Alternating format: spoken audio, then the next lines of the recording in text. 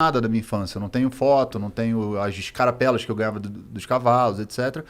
E nessa época eu tinha um amigo meu que eu conheci no Marapendi, que era o clube onde eu fazia hipismo. A conheci, inclusive, numa situação onde eu fui racista com ele. E ele era o único negro que tinha dentro do clube. Era muito difícil você ver uma pessoa preta fazendo hipismo, porque só os tratadores, os funcionários. E a gente estava jogando futebol e aí a bola sumiu num intervalo que a gente foi beber água e eu acusei que ele era... Falei que ele era o ladrão. Porque eu ouvia muito na minha casa, né, nessa coisa... do racismo estrutural ali, do coisa. Minha mãe sempre falava, meu pai falava, depois eles mudaram de percepção, mas sempre falavam que preto era bandido, preto era ladrão e etc. Então, quando aconteceu esse fato, eu apontei pra ele. Falei, você foi o cara que roubou, pra tu ver como é que essa parada é uma parada bizarra, né? E como foi isso? E como não foi ele, porque depois eu encontrei a bola, a gente quase caiu na porrada e tudo, porque eu acusei ele, falei que era ele, etc. E eu tenho um temperamento um pouco agressivo, agora hoje em dia não tanto, mas... Aí aí a gente quase caiu na porrada e achamos a bola.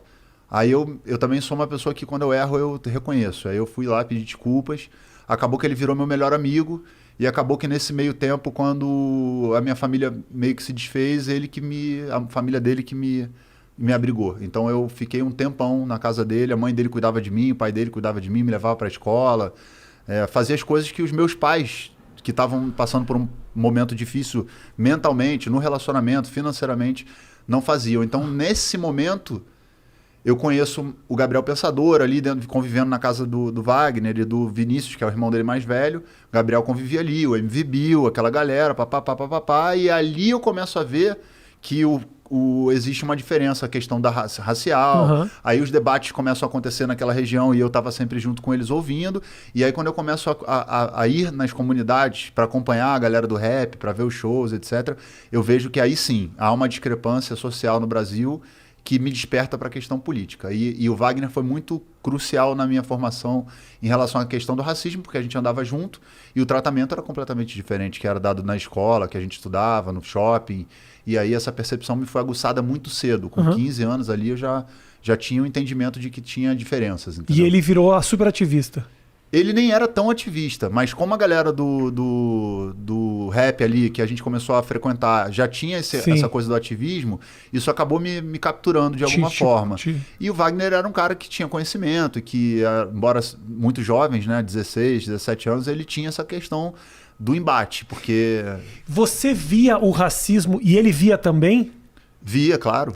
Porque eu tenho uma história muito parecida, minha história de vida é muito similar. Meu melhor amigo de infância, o Márcio, é um negro do meu tamanho, jogou basquete a vida inteira, se conheceu quando tinha 7 anos de idade. Eu via ele sendo tratado de maneira extremamente preconceituosa. Ele não notava.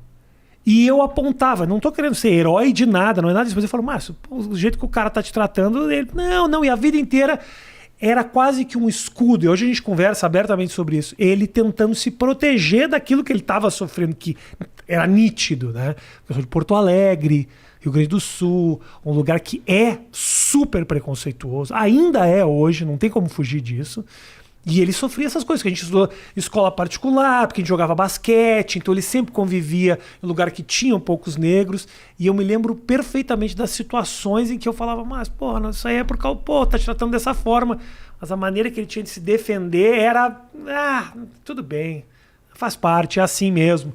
E aí depois de adulto, caiu uma puta de uma ficha, hoje ele foi candidato a vice-prefeito de Porto Alegre, é um cara super engajado nas causas. Não sei se você lembra, há um tempo atrás, um juiz de futebol em Porto Alegre que botaram banana no carro dele, jogaram banana, fizeram puta... É ele, o Márcio, que era juiz de futebol. Entendi. E hoje virou uma figura política. Mas é engraçado, é estranho, né? Notar que a maneira que teve de lidar com isso foi fechar os ouvidos, porque senão ficava difícil de conseguir sobreviver, cara. Eu e o Wagner, a gente tanto percebia isso que a gente tinha até uma estratégia, né? Que quando a gente ia assaltar a loja americana, que a gente fazia aqueles assaltos de loja americana. Né? A gente, moleque, fazendo merda pra caralho. Uma balinha, um chocolatinho, roubava uma São Luís, na época São Luís. E aí a gente tinha uma estratégia que era o seguinte, a gente ciente, não ciente da estrutura que eu tenho da consciência hoje, e do que eu trabalhei em relação ao tema. Mas na época a gente sabia que existia uma diferença. Então a estratégia era o seguinte, ele entrava na loja americana, chamava atenção. Os seguranças iam atrás dele e eu ia pegando tudo que dava pegando em volta e tal, botava tudo nos bolsos e tal, bala, chiclete, essas porra, né?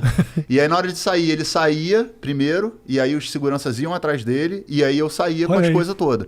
Isso era uma atitude que a gente fala... achando engraçado aqui e tal, etc. Mas era já uma percepção do quanto racista é a sociedade. Evidente. E uma vez... Vocês fizeram uma maneira de burlar o sistema. Vocês encontraram... E aí quando a gente foi pego uma vez, quando eu fui pego, o segurança pegou o que estava comigo, que eram 2 barras de chocolate, que eu tinha enfiado dentro da camisa, e colocou uma comigo e a outra com ele. Ele não estava junto, ele era meu amigo e tal. Na hora que eu fui pego, ele foi para perto. O segurança pegou uma barra e botou na minha cintura e botou a outra barra na cintura dele. E falou assim, vocês agora vão desfilar pela loja, para todo mundo ver que vocês são bandidos. E aí a gente foi andar. Aí, será que ele não sacou que vocês dois estavam juntos nessa aí história? não, ainda assim, tudo bem. Não tô querendo passar quando pano, chegou lá dentro, ele chegou para mim e falou assim, você não aguenta porrada não, mas você aguenta.